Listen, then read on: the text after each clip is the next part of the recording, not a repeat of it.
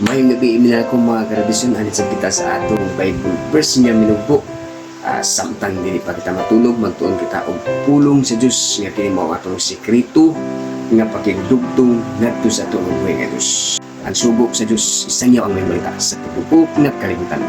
O sa diha nga malukop na siya mobalik aron pagkuha kanimo og kanako. Kung ikaw nagminakaron. Mga karabisyon ang atong topic karon ning takna sa matahong naglabion. Nilampos ba si Abraham sa iyang operasyon sa pagkuha sa iyang igsuon nga silot? So mga karabisyon, napakyas baka ang ilang operasyon? Nakuha baka silot? Or wala nila hikap lagi mga karabisyon? Niya, atong tubagon ang inyong mga pangutana.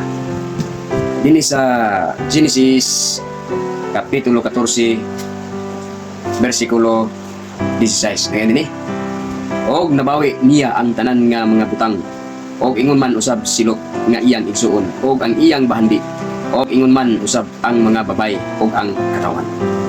Mga karebelasyon, ang diskarte ni Abraham nga iyang gibahin-bahin by squad or by platoon ni lampos og atake sila nining kagabion mga karebelasyon.